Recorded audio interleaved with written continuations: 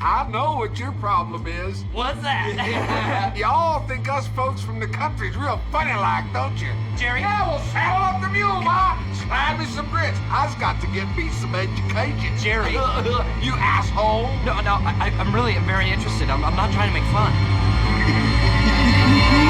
Gotcha. You are such a bad clown.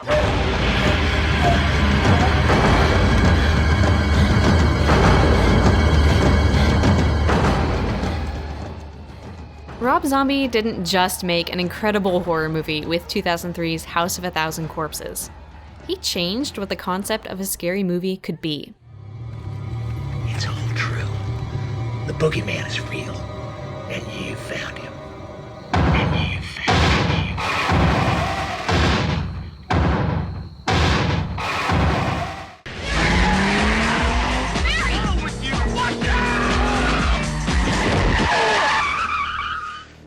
To understand the importance of this movie, you have to examine the decades of mainstream genre films that came before it. In the 90s, horror was dominated by WB movies aimed at teenagers. We got movies like I Know What You Did Last Summer, and I Still Know What You Did Last Summer.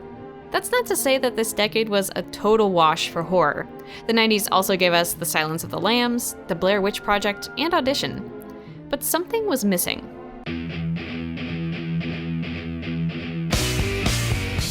Enter Rob Zombie, best known then for his solo music work and fronting White Zombie.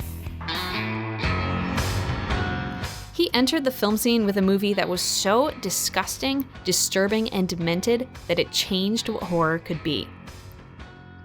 Without House of a Thousand Corpses, films like Martyrs, Saw, and Hostel couldn't exist.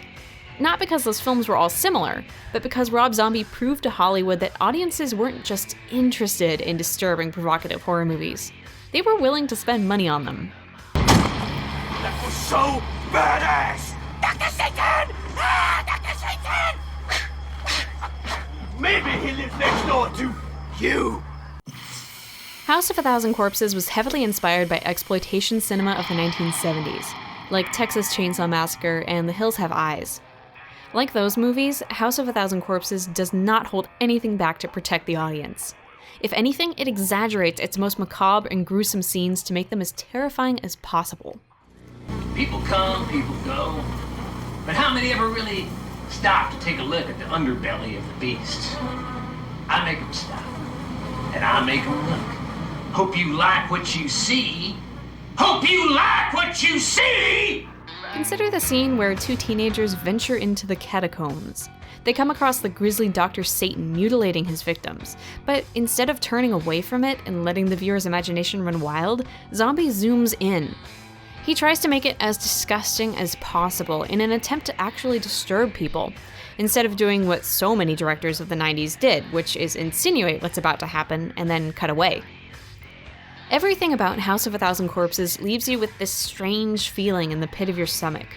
The scenes themselves are hard to look away from, and almost every character sparks a creepy sensation from the moment they appear on screen. Tiny, Captain Spaulding, Mother Firefly, Baby Firefly, and Otis are a deranged family with no conscience. They isolate themselves from the rest of the world and have no empathy for anyone around them. They're psychopaths, and Zombie puts an emphasis on making them appear as such.